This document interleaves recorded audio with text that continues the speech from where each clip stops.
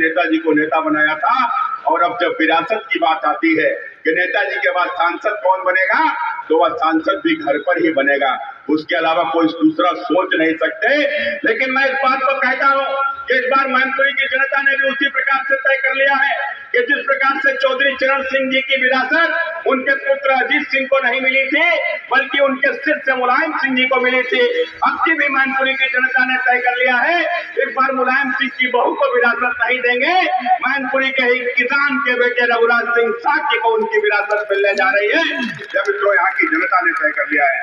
इसलिए बंधुओं, मैं बहुत लंबी चौड़ी बात न करते हुए, क्योंकि यहाँ के ऊपर अभी हमारे हमको उप मुख्यमंत्री माननीय ब्रजेश पाठक जी को सुनना है, मैं अंतिम बात करते हुए केवल एक ही बात कहूंगा। मित्रों, यह लोकतंत्र निश्चित रूप से हमारे भविष्य के लिए बहुत बड़ा, लोकतंत्र में यहाँ परिवारवाद बहुत बड़ा घातक है। यह घातक किस प्रकार से है मित्रों, इस बात को समझने की आवश्यकता है। यदि लोकतंत्र में इस प्रकार की स्थितियां उत्पन्न होंगी, यदि प्रधानमंत्री के घर में प्रधानमंत्री पैदा होगा, यदि मुख्यमंत्री के घर में मुख्यमंत्री पैदा होगा, यदि सांसद के घर में सांसद पैदा होगा, यदि विधायक के घर में विधायक पैदा होगा, यदि कलेक्टर के घर में कलेक्टर पैदा होगा, तो मजदूर के घर में मजदूर ही पैदा होगा। गरीब के बेटा गरीब ही रहेगा, वो कभी बड़ा आदमी नहीं बन सकता। इसलिए मित्रों, इस लोकतंत्र में इस परिवारवाद, वंशवाद, इस लोकतंत्र के ऊपर मित्रों जो घातक है, जो कलंक है, इसको मिटाने की आवश्यकता है। और मुझे पूरा भरोसा है कि प्रधानमंत्री नरेंद्र मोदी जी के नेतृत्व में उत्तर प्रदेश के मुख्यमंत्री पूज्य योगी आदित्यनाथ जी के नेतृत्व में इस बार मित्रों हम लोग मैनपुरी में भी कमल खिलाने का काम करेंगे। मुझे इस बात का पूर्ण विश्वास है कि जिस प्रकार से उत्तर प्रदेश में योगी आदित्यनाथ जी के आने के बाद में जो गुंडों का जिस प्रकार से विनाश हुआ है, वह गुंडों की बात करना इसलिए भी आवश्यक है कि मुझे ध्यान में आता है कि 2014 में भी मैं यहाँ के ऊपर आया था जब उपचुनाव चल रहा था, और उस उपचुनाव में जिस प्रकार की यहाँ के ऊपर स्थितियां थी, लोगों के अंदर भय था, डर था, लोग अपने घरों में भी बैठाने से डरते थे, झंडा नहीं लगाते थे। जब उनसे कारण पूछा जाता था तो बोले हम झंडा यदि अपने घर पर लगा लेंगे तो झंडा लगाने के बाद कि अपने मकान पर कब्जा करा दें, अपने खेतों पर कब्जा करा दें। इस प्रकार की यहाँ के ऊपर गुंडागर्दी हुआ करती थी, मुझे आज भी ध्यान में आता है।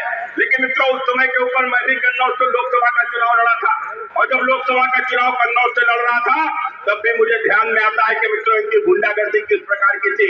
उस गुंडागर्दी की ताकत के ऊपर ही इन्होंने कन्नौज में जिस प्रकार से लोकतंत्र की हत्या करके वहां के ऊपर चुनाव जीता था। मित्रों, उस समय पर स्थिति थी कि हम लोग कुछ कर नहीं सकते थे, सत्ता से लड़ने की स्थिति हम लोगों के आगे नहीं थी। हम संघर्ष करते थे और संघर्ष कर रहे थे, और संघर्ष की ही परिस्थितियां थी इस प्रकार की हुई कि मित्रों हमारे यहाँ की जिस प्रकार के हमारे यहाँ रात में पुलिस के द्वारा 600 से अधिक सीआरपीएफ के लोगों के द्वारा रेड डाली गई, और इतना ही नहीं झूठे मुकदमे लगाकर और 4.5 महीने से अधिक मित्रों जेल में रहना पड़ा। उस प्रकार की स्थितियां हुई। तब भी मैं एक ही बात को कहता था, मैं अखिलेश जी से कहता था, मैं अखिलेश यादव जी, हम सत्ता से नहीं लड़ सकते, सत्ता से लड़ने की ताकत नहीं है। मैं स्वीकार करता हूँ सत्ता को नहीं लड़ सकते, लेकिन अखिलेश जी याद रखिए, हम भले ही सत्ता से नहीं लड़ सकते, लेकिन सत्ता को बदल सकते हैं। और मित्रों, सत्ता को बदल दिया था उत्तर प्रदेश की जनता ने। उत्तर प्रदेश में यह समाजवादियों की, अपराधियों की सत्ता को परिवर्तित कर दिया था। और यही कारण है मित्रों, जब सत्ता बदली तो सत्ता बदली। आज भारतीय जनता पार्टी की सरकार 2017 से उत्तर प्रदेश में चल रही है। किस प्रकार के परिवर्तन आए हैं इसमें बताने की आवश्यकता नहीं है। यह उत्तर प्रदेश जो अपराधियों का प्रदेश होता था, यह उत्तर प्रदेश जो माफियाओं का प्रदेश होता था, उस उत्तर प्रदेश में आज कानून व्यवस्था की स्थिति किस प्रकार से है, यह मित्रों कुछ बताने की आवश्यकता नहीं है। और लेकिन यह समाजवादी कभी कभी आज भी चिल्लाते हैं, और क्या चिल्लाते हैं कि उत्तर प्रदेश में विनाश हो रहा है, उनके टाइम पर विकास होता था। मैं उनकी बात को बहुत अच्छे से मानता हूं कि अखिलेश जी कभी झूठ नहीं बोलते, क्योंकि अखिलेश जी के समय पर गुंडों का विकास होता था। लेकिन आज हमारे समय पर उन गुंडों का विनाश हो रहा है मित्रों, उन गुंडों का विनाश हो रहा है।